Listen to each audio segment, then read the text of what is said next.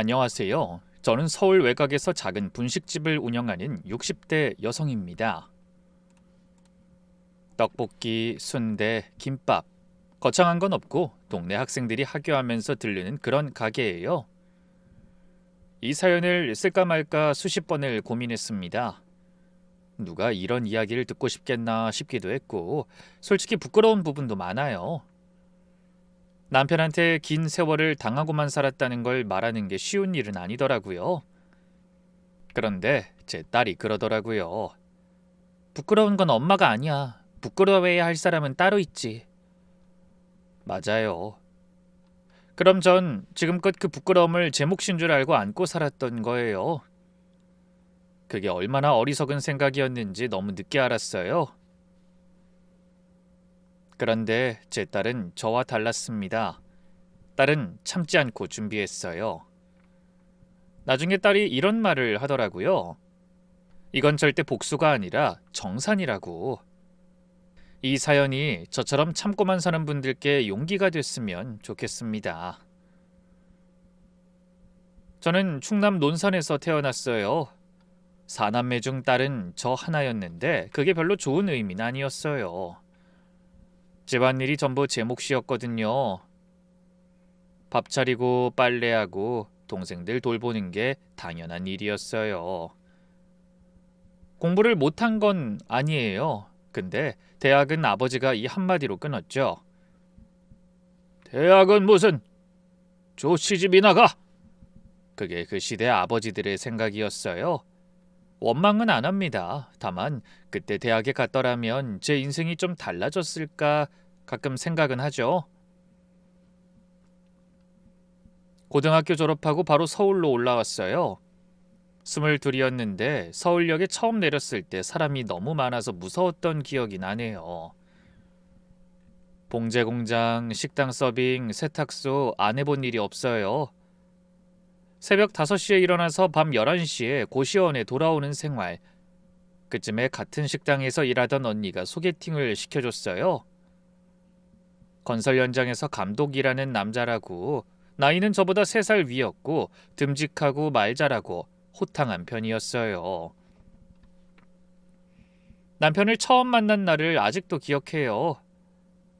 소개팅 장소가 종로의 작은 냉면집이었는데 그 사람이 저보다 먼저 와서 기다리고 있었어요. 양복을 차려입고 머리에 기름까지 바르고요. 건설 현장 감독이 무슨 양복이냐 싶었는데 그땐 멋있어 보였어요. 밥 먹다 말고 자신감 넘치는 목소리로 이런 말을 했어요. 나만 믿어. 나하고 살면 10년 안에 빌딩 사줄게. 어린 저는 그 말에 심장이 뛰었어요. 능력 있는 남자의 자신감이라고 생각했어요. 지금 생각하면 허영이었는데 그때는 구분을 못했죠. 그렇게 전셋방에서 신혼을 시작했어요. 남편은 하도급 업체를 키우느라 매일 현장으로 나갔고 저는 살림하면서 지냈죠. 그러다 결혼하고 2년 차에 딸이 태어났어요. 남편을 쏙 빼닮은 딸을 남편은 어딜 가든 데리고 다녔어요. 그때만 해도 좋은 아빠였어요. 다행히 사업도 잘 됐어요. 하도급에서 시작해 자기 이름으로 건설 면허를 따고 건설 회사도 작게 세웠죠. 전셋방에서 아파트로, 아파트에서 더 큰 아파트로 옮겼죠. 그때가 인생에서 가장 행복한 시절이었어요. 그런데 딸이 초등학교에 들어갈 무렵부터 남편이 달라지기 시작했어요. 처음에는 아주 작은 변화였어요. 야근이 잦아졌죠. 건설 사업이 커지니까 접대도 많고 저녁 약속도 많다고 하길래 전 당연히 그런가 보다 했어요. 사업하면 다 그렇다고 주변에서도 그러니까요. 그러다 처음 이상하다고 느낀 건 남편 양복에서 향수 냄새가 났을 때예요. 남편은 향수를 안 쓰는 사람이거든요. 저녁에 들어온 남편 양복을 세탁기에 넣으려는데 여자 향수 냄새가 확 올라왔어요. 여보, 당신 옷에서 향수 냄새 나는데? 남편이 벌컥 화를 냈어요. 거래처 여직원이 술자리에서 엎은 거야. 뭘 그런 걸로 시비야. 의처증이냐? 저는 그 말에 오히려 제가 사과했어요. 근데 그때는 남편한테 화를 내는 게 무서웠어요. 남편이 화를 내면 며칠을 말을 안 했거든요. 그 침묵이 저한테는 벌보다 무서웠어요. 카드 명세서에서 이상한 걸 발견한 건 그로부터 몇 달 후였어요. 백화점 여성 의류 매장, 보석 매장, 고급 레스토랑. 제 것이 아니었어요. 저는 백화점에서 옷을 사본 적이 없거든요. 시장에서 10,000원짜리 티셔츠 사 입는 사람인데 말이에요. 그래서 남편한테 물었죠. 이거 뭐야? 무슨 여자 걸 이렇게 샀어? 거래처 사모님 생일 선물이야. 사업하려면 그 정도는 해야지. 사모님 선물치고는 너무 자주였어요. 그래서 의심이 됐어요. 근데 저는 설마 했어요. 근데 그 설마가 저를 10년 넘게 눈멀게 만든 거예요. 알면 이 가정이 끝나니까. 우리 딸도 아직 어린데 끝낼 순 없으니까. 근데 딸은 저보다 먼저 알고 있었어요. 초등학교 6학년 때 딸이 어느 날 저녁 먹다가 이런 말을 했어요. 엄마, 아빠가 요즘 우리한테 관심이 없는 것 같아. 저는 억지로 웃으며 걱정 말라고 했는데 딸은 고개만 끄덕이고 더 이상 말을 안 했어요. 그 모습이 아직도 가슴에 남아 있어요. 아이가 먼저 알았던 거예요. 그러다가 결정적인 걸 봤어요. 남편 핸드폰 화면에 뜬 이름, 미정이. 남편이 샤워하는 동안 핸드폰에 울렸는데 저도 모르게 화면을 봤어요. 심장이 떨어지는 것 같았죠. 그때 남편이 나와서 제 표정을 보더니 바로 알아챘어요. 근데 당황하는 대신 또 화를 냈어요. 왜 남의 핸드폰을 봐? 사업 파트너라니까. 여자 이름이면 다 바람이냐? 그거 병이야. 저는 또 물러섰어요. 참다 제가 먼저 움직인 건 딸이 중학생이 되던 해였어요. 남편 카드 명세서에 같은 레스토랑, 호텔이 반복적으로 찍히기 시작했어요. 한 달에 3~4번씩. 저한테는 치킨 한 마리도 안 사다 주는 사람이 한 끼에 수십만 원짜리 밥을 누구랑 먹는 건지 더는 끙끙거리고만 있을 수가 없었어요. 그래서 친구 정희하고 함께 미행했죠. 토요일에 남편이 회사 가봐야 한다면서 나가길래 정희차를 타고 뒤를 밟았어요. 남편 차가 향한 곳은 청담동의 고급 레스토랑이었어요. 주차장에 남편 차가 있는 걸 확인하고 갔더니 레스토랑 안쪽에 남편이 앉아 있었어요. 맞은편엔 여자가 있었고요. 와인잔을 앞에 놓고 다정하게 이야기를 나누고 있더라고요. 여자 손목에는 번쩍이는 시계가 보였어요. 살면서 한 번도 입어본 적 없는 옷과 가방을 갖고 있더라고요. 순간 제 모습을 보니 괜히 다리가 떨렸어요. 근데 거기서 돌아서면 평생 후회할 것 같아 이를 악물고 다가갔습니다. 당신은 뭔데 남의 남편하고 이러고 있어요? 남편이 저를 보고 눈이 커졌어요. 당황한 거죠. 근데 그 여자는 달랐어요. 저를 위아래로 한번 훑어보더니 표정 하나 안 변하더라고요. 저를 짓눌리게 만드는 그런 차분함이었어요. 조용히 좀 하세요. 교양 없이. 그 한마디에 제가 얼어붙었어요. 그리고 그 여자가 손을 들어 레스토랑 직원을 불렀어요. 저기요, 이분 좀 내보내주세요. 식사하는데 불쾌하게 아무나 들여보내면 돼요? 직원 2명이 다가와서 저를 출입구 쪽으로 안내하기 시작했어요. 저는 억울해서 소리를 높였어요. 근데 소리를 지를수록 주변 테이블 손님들이 저를 쳐다봤어요. 그 시선들은 저를 향한 거였어요. 소란을 피우는 쪽이 저였으니까요. 쫓겨나는 것도 저였고 여전히 그 자리를 지키는 건 그 여자였어요. 문 밖으로 나오는데 정희가 저를 붙잡았어요. 그때 레스토랑 안에서 그 여자 목소리가 들렸어요. 직원한테 하는 말이었죠. 시장통도 아니고. 아, 이 자리 종태 씨가 힘들게 예약한 건데 저희 디저트 부탁할게요. 종태 씨라면서 남편 이름을 부르는 게 너무 자연스러웠어요. 그리고 디저트까지 시키는 여유. 이 레스토랑에서 안주인 대접을 받는 건 제가 아니라 그 여자였어요. 남편은요? 저를 쫓아 나오지도 않았어요. 나중에 나와서 한 말이 뭐였는지 아세요?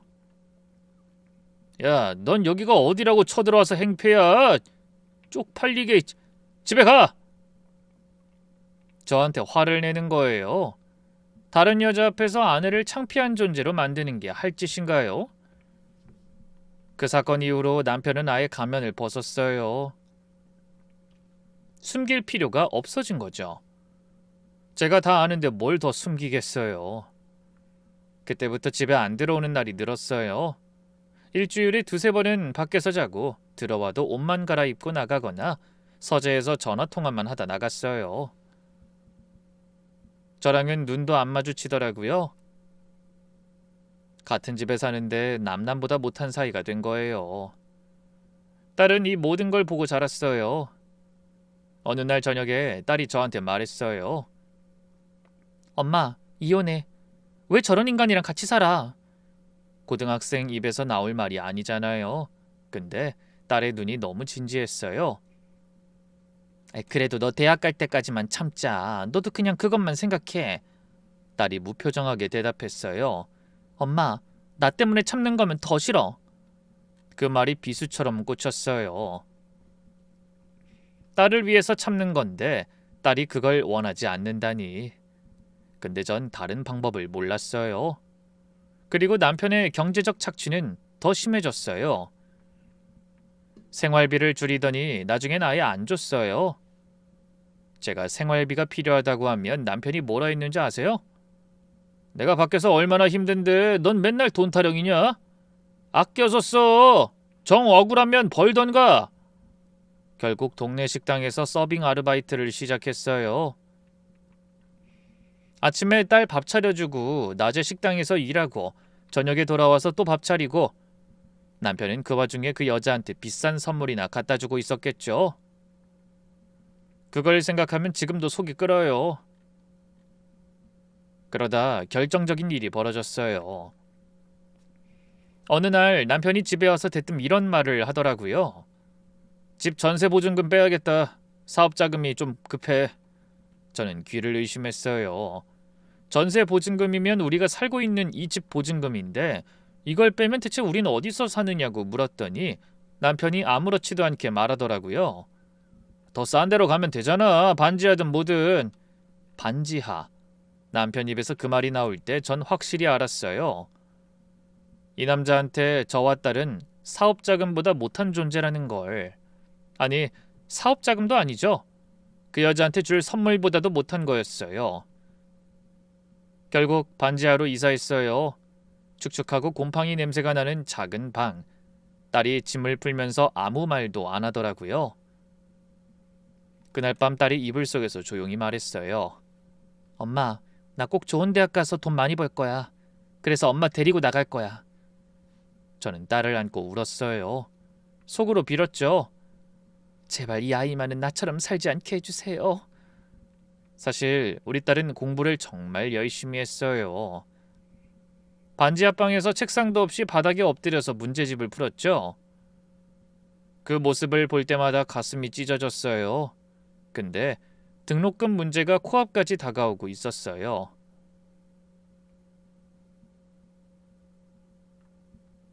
딸이 대학에 붙으면 등록금을 어떻게 하나.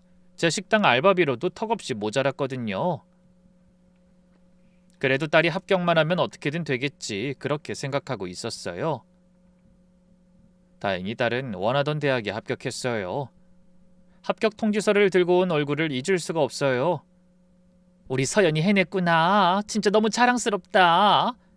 딸은 울면서도 웃고 있었어요. 그 웃는 얼굴이 어릴 때 아빠한테 안겨서 웃던 모습이랑 똑같았어요. 이상한 일이 벌어진 건 그 다음이었어요. 남편이 합격 소식을 듣고 오랜만에 집에 왔거든요. 몇 달 만에 본 남편이 딸을 안으면서 그러더라고요. 그래, 잘했다. 아빠가 등록금 준비할게. 그래도 우리 딸 등록금은 내줘야지. 저는 솔직히 그 말에 감동했어요.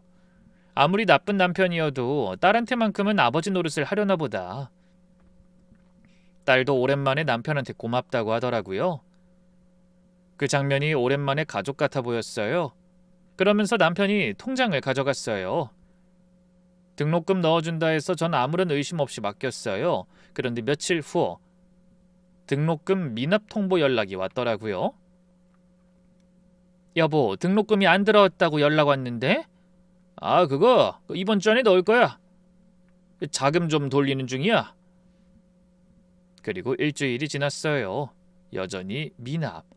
또 전화하면 계속 이번 주라고만 했어요. 3주가 지나도 미납. 딸이 그걸 확인하고는 얼굴이 하얗게 됐더라고요. 답답한 딸이 직접 남편 사무실을 찾아갔어요. 그런데 돌아온 딸 얼굴이 돌처럼 굳어 있었죠. 울지도 않고 화를 내지도 않고 그야말로 텅 빈 표정이었어요. 엄마, 아빠 사무실에 그 여자가 있었어. 심장이 쿵 내려앉았어요. 책상 위에 해외 송금 영수증이 있는데 그 여자 쪽 가족한테 보내는 돈이래. 뭐? 딸이 담담하게 말했어요.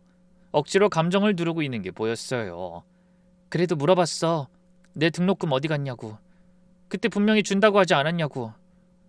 그랬더니 뭐래? 딸이 잠시 침묵했어요. 그리고 아버지의 말을 그대로 옮겼어요. 내 돈 내가 쓰겠다는데 지랄하지 마라. 네가 잘해서 장학금 받으면 되잖아. 저는 그 자리에 주저앉았어요. 내 돈 내가 쓰겠다. 딸 등록금 주겠다고 큰소리치던 인간이 한 말이 그거였어요. 딸은 그날 밤 짐을 쌌어요. 저는 매달렸어요. 딸의 팔을 잡고 다리를 잡고 울면서 빌었어요. 서연아, 엄마가 어떻게든 등록금 만들어 볼게. 제발 그러지 마. 엄마가 대출이라도 받을게. 딸이 제 손을 조용히 풀면서 말했어요. 울고 있었지만 목소리는 단단했어요. 엄마, 나 이 집에서 하루도 더 못 있겠어. 그 인간 아빠라고 부를 자격 없는 사람이야. 서연아, 엄마도 같이 나가자. 제발 이러고 살지 마. 저는 대답을 못했어요. 사실 갈 데가 없었어요. 돈도 없었고요. 반지하 월세도 빠듯한 형편에 둘이 나가면 어디서 자고 뭘 먹고 사느냐고. 저는 그 자리에 주저앉아서 딸에게 좀만 더 기다려달라고 했어요. 그때 딸이 저를 내려다봤어요. 그 눈빛을 잊을 수가 없어요. 뭔가를 완전히 포기한 표정. 딸은 돌아서더니 현관문을 열었어요. 엄마, 난 여기까지야. 더는 못해. 그 한마디와 동시에 문이 닫혔죠. 저는 그 소리를 15년간 매일 밤 꿈에서 들었어요. 딸이 떠난 다음 날부터 전화를 했어요. 하루에 10번, 20번을 걸었죠. 그런데 번호까지 바뀌어 있었어요. 없는 번호입니다라는 기계음이 귓가에 박혔어요. 딸은 저를 포함해서 이 집과 관련된 모든 것을 끊어버린 거였어요. 경찰서에도 갔어요. 실종신고를 하려고요. 성인이라 본인 의사로 떠나신 거면 강제로 찾아드리기가 저희로서는 어렵습니다. 맞아요. 딸은 법적으로 성인이었죠. 자기 발로 나갔으니 실종이라고 보기도 어렵고요. 근데 그게 엄마한텐 무슨 의미가 있어요? 제 자식이 어디서 뭘 먹고 어디서 자는지 모르는데. 그래서 딸이 다닐 만한 곳을 혼자 돌아다녔어요. 대학교 앞, 고시원 많은 동네, 편의점이 밀집된 상가, 아르바이트 구인 광고가 붙은 식당마다 들어가서 사진을 보여줬어요. 아무도 모른다고 했죠. 서울이 얼마나 넓은데 사람이 숨으려고 마음먹으니 찾는 게 어렵더라고요. 그런데 남편한테 딸이 나갔다고 했을 때 한 말이 기가 막혔어요. 철없는 게 객기 부리는 거지. 지가 나가서 고생해봐야 알아. 배고프면 기어 들어와. 그때 진심으로 이 남자를 죽이고 싶었어요. 이런 말 하면 안 되는 거 아는데 정말 마음이 그랬어요. 딸을 내쫓은 게 이 남자인데 한 톨의 죄책감도 없었으니까. 그 뒤로 제 인생은 죄인의 삶이었어요. 아침에 눈 뜨면 제일 먼저 드는 생각이 내가 그때 같이 나갔으면? 그 생각으로 시작하고 밤에 잠들기 전에도 같은 생각이었죠. 분식집을 차린 건 딸이 나가고 1년쯤 됐을 때예요. 더 이상 남편한테 손 벌리지 않겠다는 자존심 하나로 시작한 거죠. 분식집 벽에는 딸이 초등학교 때 그린 그림을 걸어놨어요. 손님들이 그걸 볼 때마다 묻더라고요. 그럼 전 이렇게 대답했죠. 네, 우리 딸이 멀리 유학 가 있어서요. 연락도 안 되는 딸이 유학이라니. 그 거짓말이 제 자신한테 너무 처량했지만 딸이 집 나간 이유를 설명하려면 남편 이야기를 해야 하고 그건 더 참을 수 없었으니까요.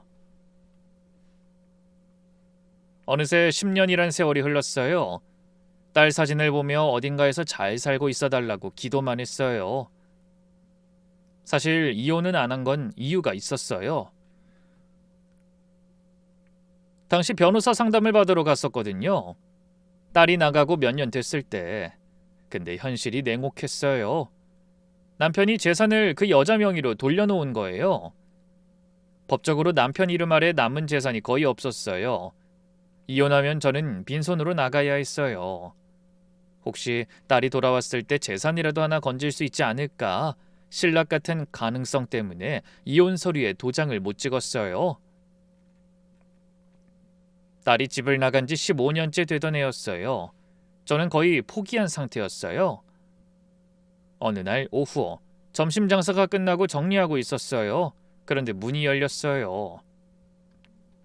당연히 손님인 줄 알았죠. 어서 오세요. 어떤 거? 말을 잇지 못했어요. 문 앞에 여자가 서 있었어요. 세련된 정장을 입고 단정하게 머리를 올리고 제가 본 적 없는 차분한 눈빛을 가진 여자. 근데 그 눈이 분명 우리 딸이었어요. 엄마. 그 한마디에 무릎이 꺾였어요. 바닥에 주저앉았는데 눈물이 쏟아져서 앞이 안 보였어요. 살아있었구나. 우리 서연이 살아있었어. 딸이 저를 안아줬어요. 딸도 울고 있었어요. 근데 금방 표정을 가다듬더라고요. 저는 딸의 표정을 보며 느꼈어요. 이 애가 15년 동안 울고 싶을 때 참는 연습을 수도 없이 해왔다는 걸요. 사실 보자마자 묻고 싶은 게 산더미였어요. 어디서 살았냐? 아픈 데는 없니? 왜 연락 한 번 안 했니? 그때 딸이 제 손을 잡으며 말했어요. 엄마 미안해. 연락하면 다시 돌아갈 것 같아서 못했어. 준비가 안 끝났으니까. 어? 무슨 준비? 딸이 잠시 뜸을 들이더니 이렇게 말했어요. 엄마 내가 다 준비해놨어. 엄마는 아무것도 안 해도 돼. 이제 나만 믿어. 그리고 한마디를 더 했어요. 그 한마디가 죄인처럼 살았던 제 가슴에 불을 지폈어요. 엄마, 이제 시작이야. 다음 날부터 딸이 매일 분식집에 왔어요.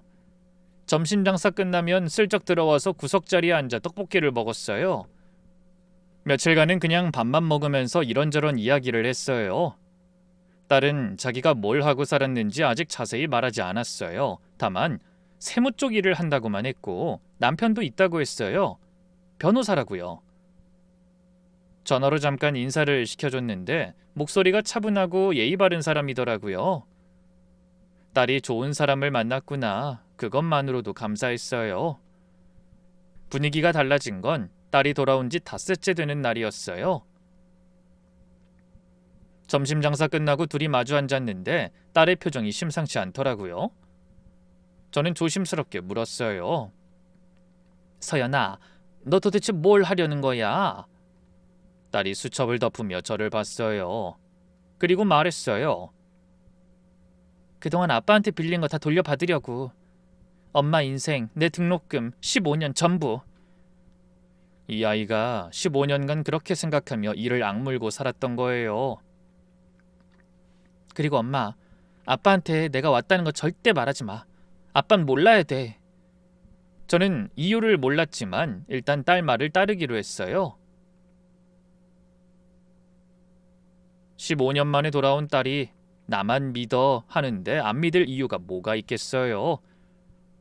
그런데 기대보다 이 불안이 컸어요. 남편이란 사람이 얼마나 무서운 사람인지 제가 40년을 봤으니까 딸이 다칠까봐 그게 제일 걱정이었어요.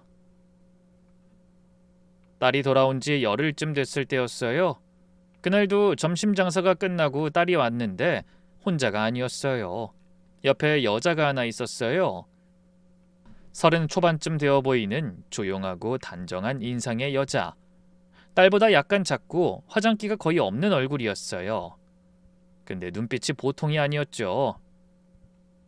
조용한데 깊은, 뭔가 많이 참아본 사람의 눈이었어요. 딸이 그 여자를 소개했어요. 엄마, 내 친구 수빈이. 수빈이?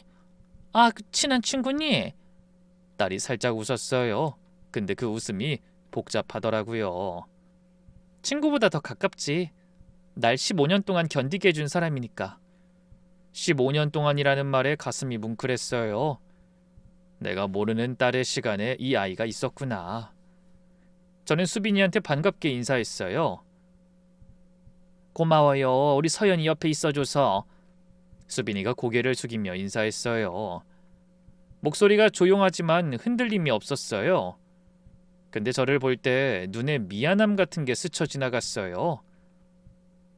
첫 만남에 왜 미안한 표정을 짓지? 이상하다 싶었어요. 얼마 뒤 셋이 자리에 앉았어요. 딸이 떡볶이를 시키면서 저한테 말했어요.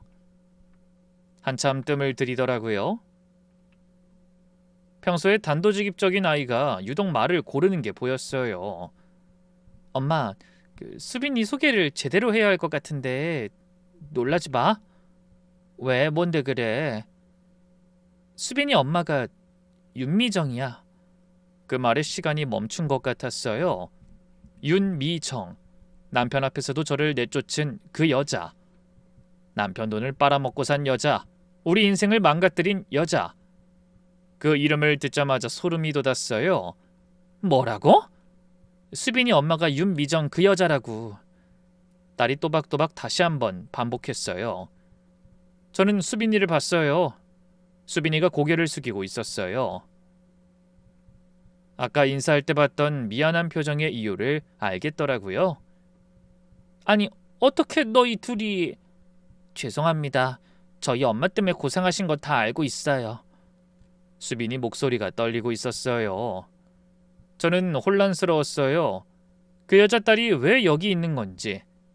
그래도 딸이 데려왔으니 제가 걱정할 만한 일은 아닐 테고 계속 머릿속이 복잡했어요. 딸이 제 손을 잡으며 말했어요. 엄마 잘 들어. 수빈이도 그 사람한테 버림받았어.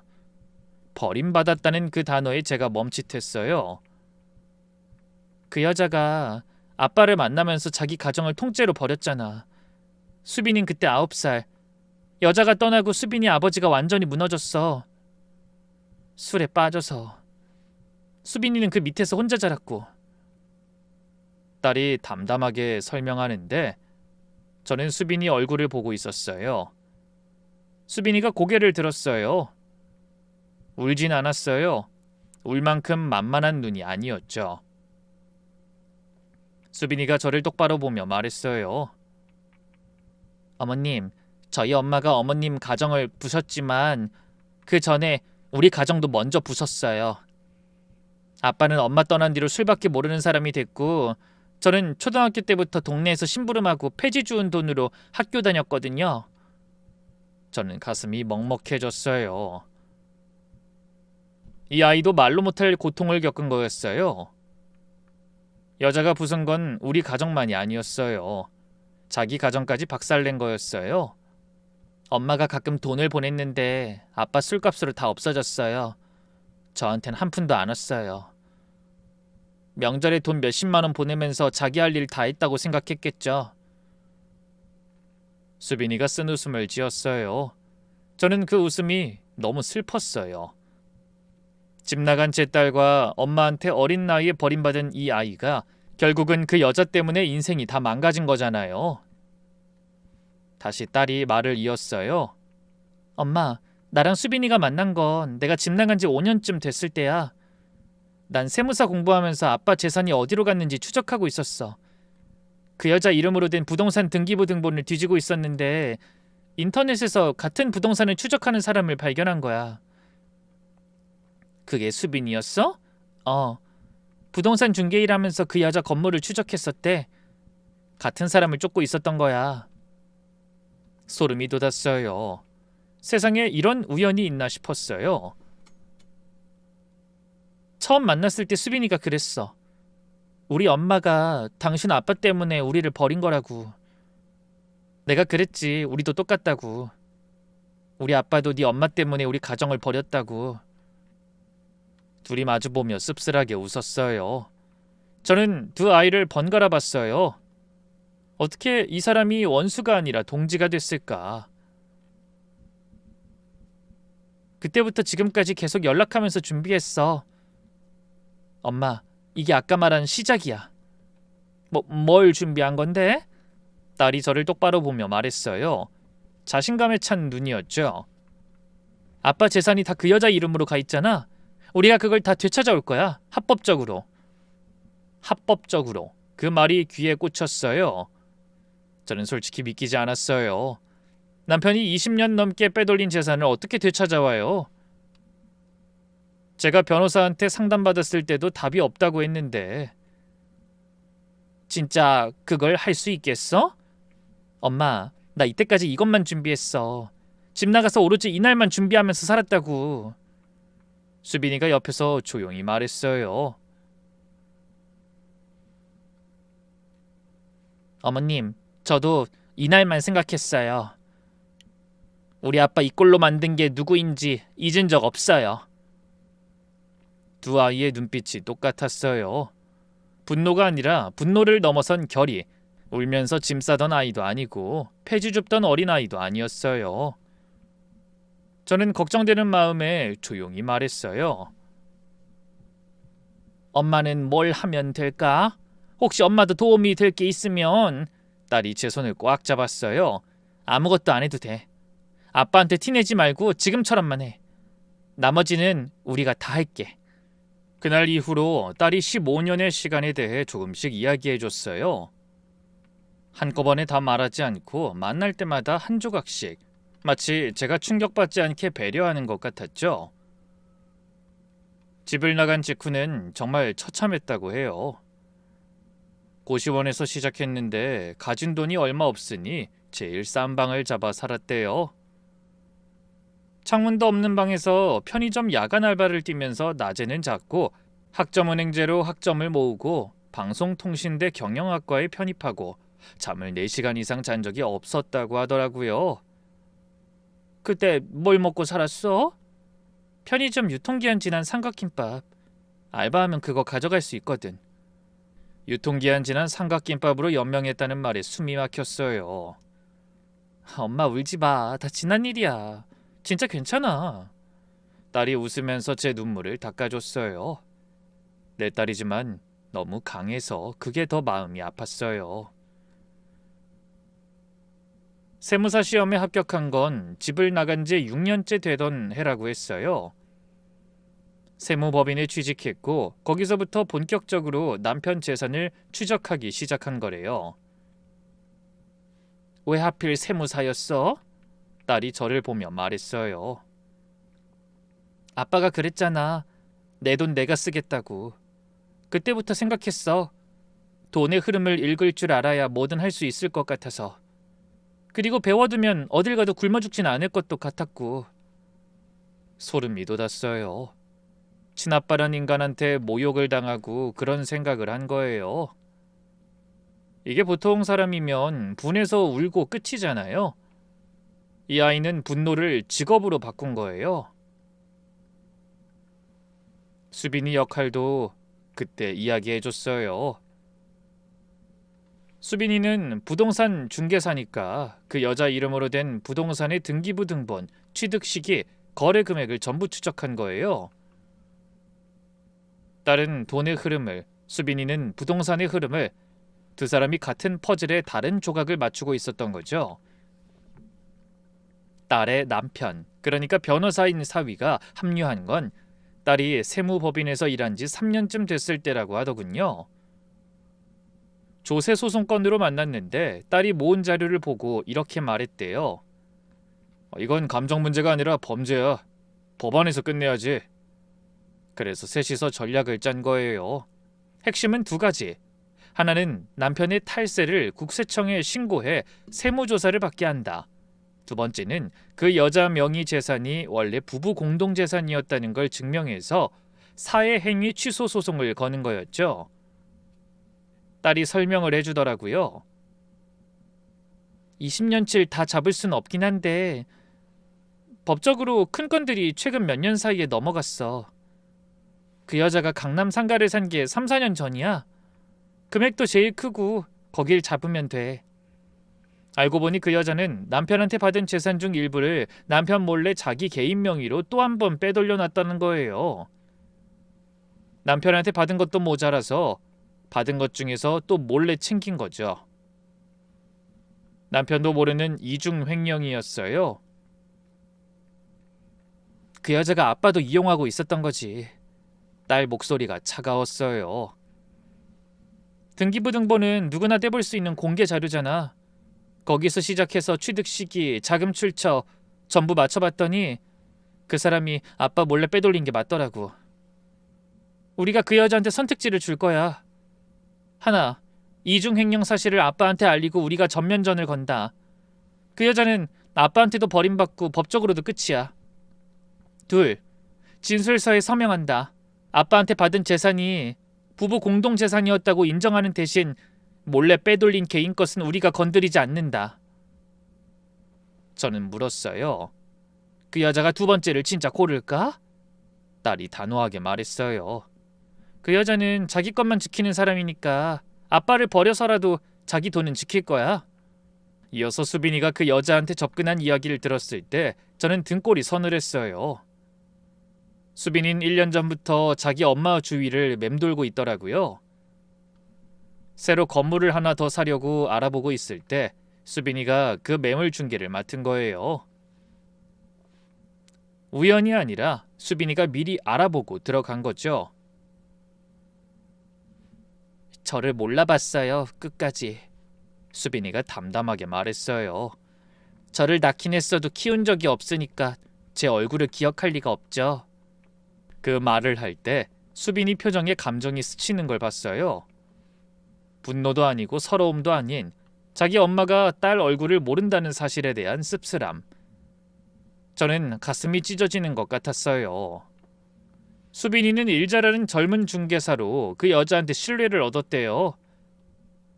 상가 시세 분석도 꼼꼼히 해주고 세무 관련 조언도 해주고 그 여자가 수빈이를 꽤 마음에 들어하면서 다른 부동산 상담까지 맡기기 시작한 거죠. 자기 친딸인 줄도 모르고 10년간 준비한 연기였어요. 수빈이가 허탈한 목소리로 말했어요. 가까이서 보니까 참 대단하더라고요. 그 사람. 남의 돈으로 건물을 사놓고 마치 자기가 다 이뤄낸 것처럼 행동하는 거. 저한테 열심히 하면 건물주 될 수 있어야 하는데 속에서 불이 나는 줄 알았어요. 그 건물 살 돈이 어디서 나왔는지 모를 줄 아냐고. 근데 어떻게 참았어? 참았죠. 10년을 참았는데 그깟 1년쯤이야. 그 과정에서 수빈인 그 여자가 몰래 빼돌린 자산의 구체적인 증거를 확보한 거예요. 중개사로 부동산을 볼 줄 아니까 뭐가 어디서 왔는지 읽을 수 있었던 거죠. 모든 준비가 끝나고 딸이 남편한테 연락한 날이 왔어요. 사실 딸은 그 전에 이미 국세청에 탈세 제보를 마친 상태였고 변호사인 사위가 사회행위 취소 소송 준비를 끝내놓은 상태였어요. 모든 총알이 장전돼 있었어요. 남은 건 방아쇠를 당기는 것뿐이죠. 그리고 딸은 남편한테 전화했어요. 15년 만에 연락이었어요. 아빠, 나 서연이에요. 한번 만나고 싶은데. 나중에 딸한테 들었는데 남편이 한참 동안 아무 말을 못했대요. 그러다가 한마디 했는데 뭐 인제 와서 볼 일이 뭐냐? 반갑다는 말도 어디 있었냐는 말도 아니었어요. 15년 만에 연락한 딸한테 이게 아버지가 할 말입니까? 끝까지 그 인간은 실망밖에 주는 게 없더라고요. 모든 준비가 끝나고 딸이 남편을 만나기로 한 그날이 왔어요. 딸이 저한테 말했어요. 엄마, 이번에 같이 가. 40년 동안 아빠한테 당한 거 엄마 눈으로 끝나는 걸 보라고. 솔직히 무서웠어요. 남편 얼굴을 마주할 자신이 없었어요. 40년간 기가 죽어 살았는데 갑자기 당당하게 앉을 수 있겠어요? 근데 딸이 제 손을 잡으면서 이렇게 말하더라고요. 엄마, 이번엔 걱정할 일 하나도 없어. 그냥 보기만 해. 내가 옆에 있잖아. 순간 청담동 레스토랑에서 쫓겨나던 날이 떠올랐어요. 그 여자가 직원한테 저 내보내라고 했을 때 취해진 꼴로 끌려나가던 그날, 딸이 그걸 알 리가 없는데 마치 알고 있는 것처럼 정확한 말을 하더라고요. 아마 딸도 비슷한 수치를 당해봤으니까 아는 거겠죠? 떨리는 마음으로 딸이 잡아놓은 식당에 같이 갔어요. 조용한 한식당이었어요. 도착했을 때 이미 사위와 딸이 앉아 있었고 잠시 후에 그 여자가 들어왔어요. 저는 그년 얼굴을 몇 년 만에 봤어요. 그때보다 나이도 많이 들었더라고요. 근데 여전히 차갑고 저를 무시하는 듯한 눈빛이더라고요. 저를 보고 살짝 눈썹이 움직였지만 인사는 안 했어요. 그 여자가 딸 옆에 앉았는데 분위기가 묘했어요. 마치 이미 각본이 짜인 연극에 출연하러 온 사람 같았죠. 남편이 문을 열고 들어온 건 그로부터 10분쯤 후였어요. 남편이 방 안을 둘러봤어요. 딸과 사위, 그 여자랑 저. 남편 얼굴이 순식간에 굳었어요. 그 여자와 저를 보고 다시 딸을 봤죠. 뭐야 이게? 왜 여기 같이 있어? 당신은 또 왜? 남편 목소리가 경계심으로 가득 차 있었어요. 근데 자리에 앉긴 앉았어요. 아마 뭐가 뭔지 파악은 하고 싶었겠죠. 딸이 아무 말 없이 테이블 위에 서류 봉투를 내려놨어요. 아빠, 이거 먼저 봐. 남편이 봉투를 열었어요. 서류를 꺼내 읽기 시작하는데 읽을수록 얼굴이 변하더라고요. 처음에는 무표정, 그 다음에는 미간이 좁혀지고 그 다음엔 눈이 커지고 서류를 든 손이 미세하게 떨리는 게 제자리에서도 보였어요. 그 여자가 직접 서명한 진술서. 박종태로부터 받은 모든 금원은 부부 공동재산에서 빼돌린 것이며 본인은 이를 인지하고 있었음을 인정한다.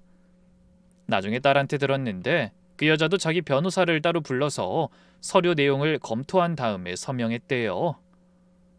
누가 시킨 게 아니라 자기한테 뭐가 이득인지 따져보고 스스로 도장을 찍은 거죠.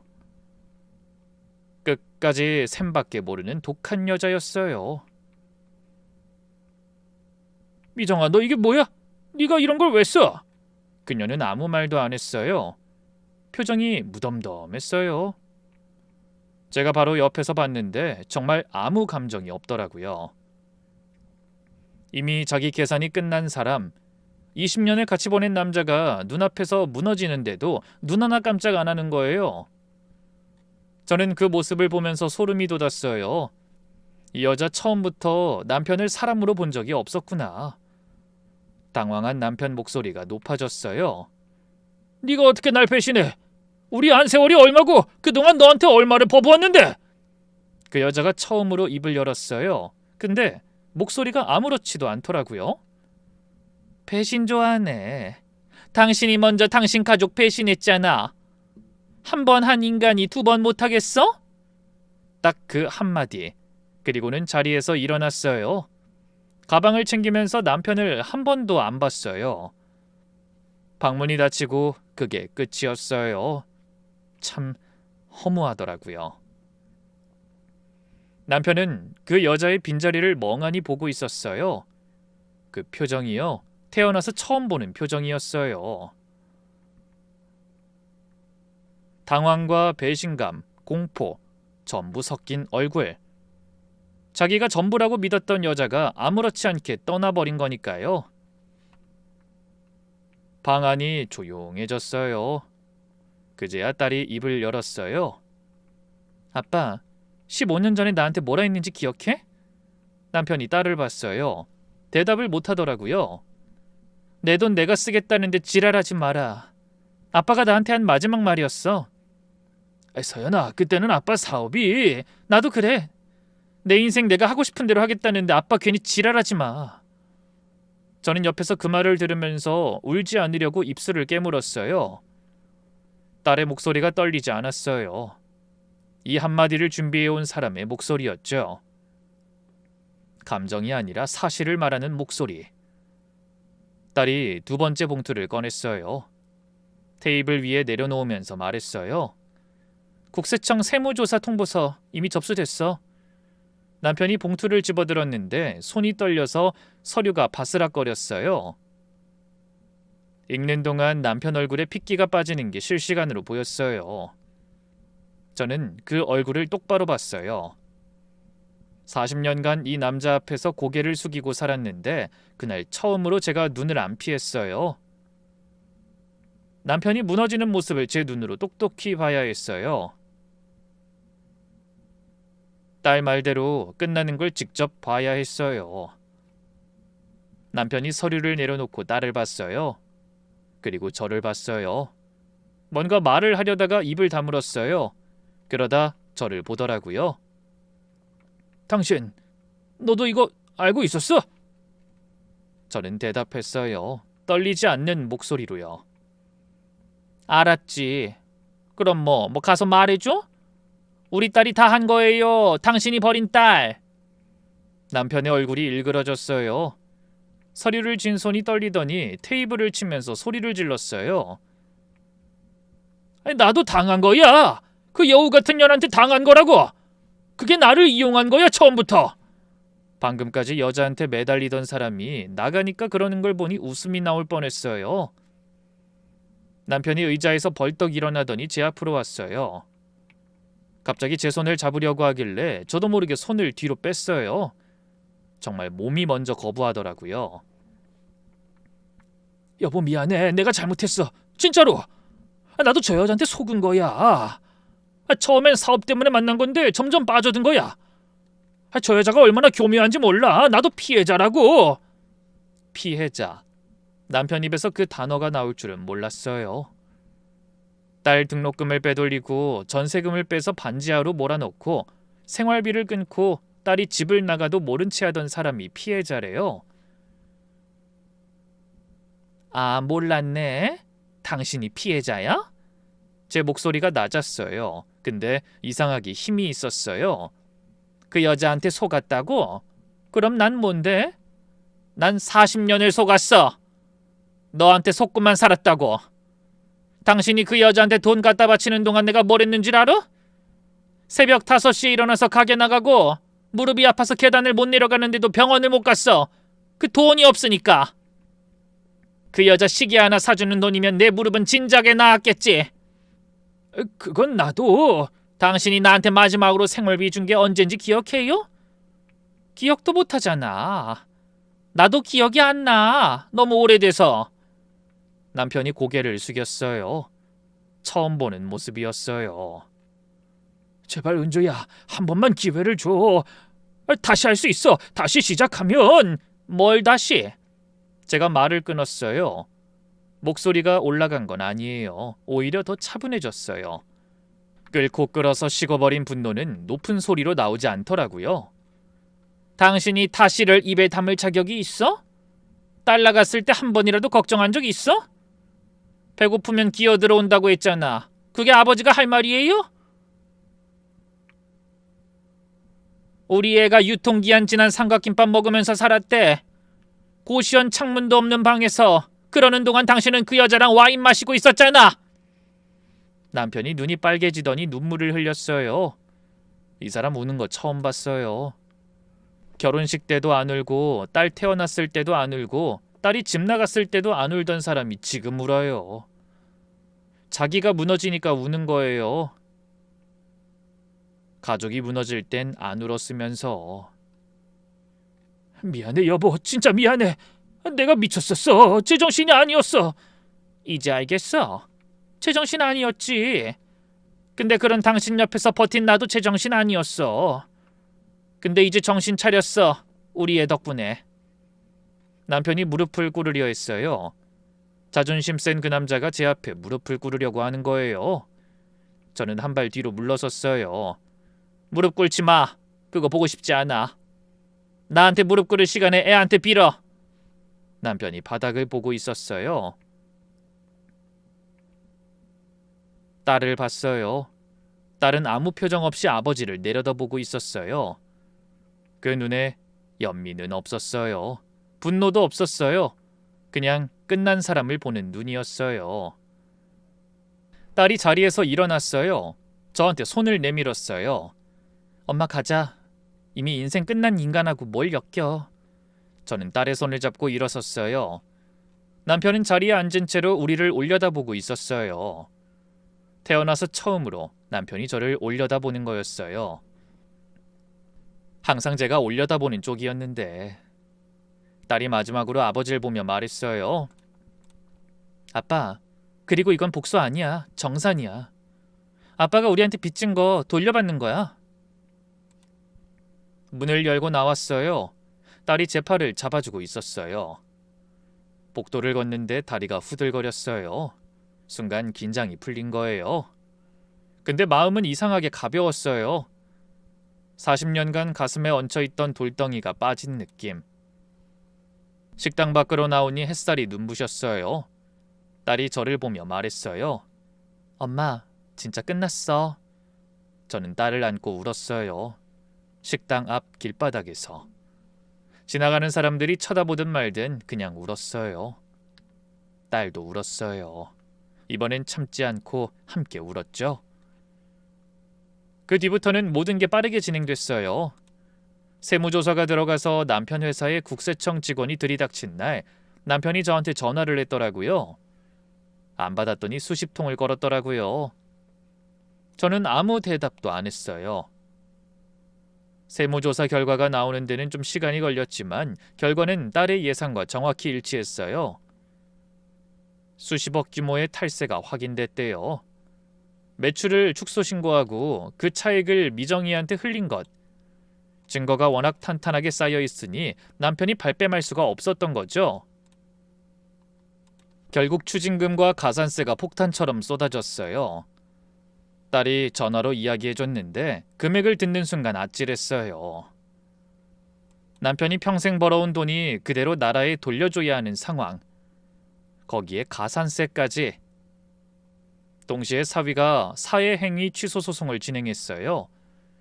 그 여자 진술서가 결정적인 증거가 됐고 딸과 수빈이가 모은 자금 흐름 자료까지 더해져서 재판은 우리 쪽에 압도적으로 유리해졌어요. 그리고 바로 이혼 소송을 냈어요. 40년을 참고 살았으니 충분히 버틴 거잖아요. 재산 분할에서 환원된 재산의 상당 부분이 제 몫으로 돌아왔어요. 태어나서 처음 제 이름으로 된 통장에 큰돈이 들어왔어요. 은행에서 잔액을 확인하는 몸이 떨렸어요. 제 인생을 갈아 넣어서 만든 돈, 그게 드디어 제 이름 아래 돌아온 거예요. 은행 의자에 앉아서 한참을 울었어요. 그녀는 거래대로 남편한테 받은 재산은 토해냈어요. 진술서에 서명한 대가로 몰래 빼돌린 개인 자산은 건드리지 않았고요. 끝까지 자기 몫은 챙긴 거예요. 오갈 데 없어진 남편은 또 그 여자한테 매달렸대요. 근데 그 여자가 뭐라 했는지 아세요? 20년을 투자했는데 수익이 안 나오면 끝이지. 나한테 뭐 나올 게 있어? 사람한테 그런 말을 쓰는 거예요. 전 그 말을 전해 듣고 쓴웃음이 났어요. 그 여자는 처음부터 남편을 사랑한 게 아니라 이용한 거였고 쓸모가 없어지니 버린 거죠. 남편은 그걸 몰랐던 거예요. 여자한테 빠져서 가족까지 다 버렸는데 정작 그 여자는 남편을 한 번도 사람으로 본 적이 없었던 거예요. 돈줄, 그게 전부였어요. 남편의 몰락은 처참했어요. 추징금, 소송 비용, 재산 분할 다 합치면 남는 게 없었어요. 아니, 남는 게 없는 정도가 아니라 빚더미에 앉은 거예요. 회사도 유지할 수 없게 됐고 직원들이 월급을 못 받아서 떠나고 건설회사 간판도 허울 뿐이 된 거예요. 그 뒤에 남편이 저를 찾아온 날이 있었어요. 근데 예전의 남편이 아니었어요. 양복은 구겨져 있고 얼굴은 며칠 못 잔 사람 같고 허영덩어리였던 사람이 잔뜩 쪼그라들어 있더라고요. 여보, 은주야. 남편이 저를 불렀어요. 몇 년 만에 그 입에서 듣는 제 이름이었죠. 나 좀 도와줘. 지금 상황이 진짜 안 좋아서 그래. 저는 떡볶이를 젓고 있었어요. 손을 멈추지 않았어요. 변호사비라도. 이러다 진짜 다 잃게 생겼어. 다 잃으면 뭐 어쩌라고. 남편이 저를 봤어요. 제가 대드는 게 낯선 모양이었어요. 그래, 당신하고 애한테 나도 잘못한 거 안다. 근데 지금 그걸 따질 때가 아니잖아. 그럼 언제 따질까? 지금 아니면 언제 따져? 남편이 입을 다물었어요. 저는 국자를 내려놓고 남편을 봤어요. 난 당신한테 도와줄 거 없어. 당신이 나한테 해준 게 뭐가 있다고? 남편이 나갔어요. 뒤도 안 돌아보고. 그 뒷모습이 15년 전 딸이 나가던 뒷모습이랑 그대로 겹쳐 보였어요. 근데 느낌은 완전히 달랐어요. 딸이 나갈 때는 심장이 찢어졌는데 남편이 나갈 땐 아무것도 안 느껴졌어요. 그 오랜 세월의 정이 그렇게 끝나는 거더라고요. 남편이 딸한테도 전화했어요. 그 통화 내용을 딸한테 들었는데 마음이 복잡했어요. 서연아, 아빠다. 아빠 좀 도와다오. 아빠가 잘못했어. 다 잘못했어. 딸이 한참 동안 아무 말 없이 듣고 있었대요. 그런데도 남편은 계속 말했대요. 제발. 아빠 지금 진짜 아무것도 없어. 갈 때도. 너 아빠 딸이잖아. 피는 못 속인 거야. 피는 못 속인다고요? 정작 그 피는 필요도 없었으면서. 이제 와서 가족을 들먹이는 거예요. 딸이 그때 입을 열었어요. 아빠, 그때 나한테 아빠가 한 짓 기억나? 그건 돈이 아니라 인생을 망친 거였어. 남편이 그 뒤로 딸한테 수십 번을 전화했는데 딸이 안 받았대요. 딸이 저한테 이 이야기를 해주면서 이렇게 말했어요. 엄마, 난 아빠 하나도 안 불쌍해. 아빠는 선택한 거야. 가족 대신 그 여자를 선택한 거고 딸 등록금 대신 그 여자 돈을 선택한 거야. 선택엔 결과가 따르는 거지. 그리고 수빈이 이야기도 해야겠죠? 수빈이는 모든 게 끝난 뒤에 자기 아버지한테 갔어요. 수빈이 아버지는 간경화로 병원에 있었어요. 그 여자가 집 떠난 뒤로 20년 넘게 술에 의지하다 보니 몸이 망가진 거예요. 수빈이가 병원비를 대고 있었고요. 수빈이가 아버지한테 그 여자 이야기는 하지 않았대요. 아버지한테 굳이 상처를 다시 줄 필요가 없다고 생각했어요. 대신 이렇게만 말했대요. 아빠, 이제 나 돈 좀 벌었어. 걱정 마. 치료 제대로 받자. 수빈이한테 복수란 엄마를 벌 주는 게 아니었어요. 망가뜨린 아버지를 다시 일으켜 세우는 거였죠. 제 딸이 저를 구하러 온 것처럼 수빈이도 자기 아버지를 구하러 간 거예요. 저는 이 두 아이들이 대단한 건 분노에서 시작했지만 분노로 끝내지 않았다는 거예요. 딸은 제 재산을 되찾아줬고 수빈이는 아버지를 살리고 있어요. 복수가 아니라 정산이라는 딸의 말이 맞았어요. 빚진 걸 돌려받고 무너진 걸 다시 세우는 거, 그걸 꿈꿨던 거였어요.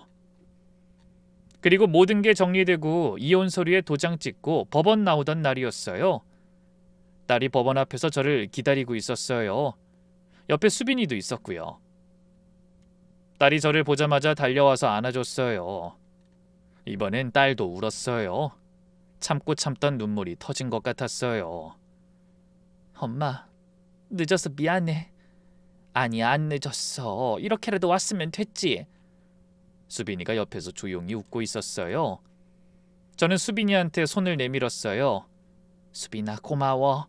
우리 많이 도와줘서. 너도 이제 잘 될 거야. 아빠 일은 언제든 얘기하고. 수빈이가 눈이 빨개지면서 고개를 끄덕였어요. 그날 저녁 분식집에서 셋이 밥을 먹었어요. 떡볶이랑 김밥. 거창한 것 없이 딸이 떡볶이를 먹으면서 말했어요. 엄마, 나 그날 집 나가면서 딱 하나만 생각했어. 돌아와서 엄마 데리고 나온다고. 저는 눈물이 또 나왔어요. 딸이 떡볶이를 한 젓가락 더 집으면서 말했어요. 이제 이 가게 말고 좀 더 큰 데로 옮기자. 엄마 솜씨 아깝잖아. 갑자기? 갑자기가 아니지. 15년이나 걸렸는데 뭐가 갑자기야. 저는 웃었어요. 분식집 안이 따뜻했어요. 딸이 준비한 덕분에 이제 참지 않아도 되는 사람이 됐어요.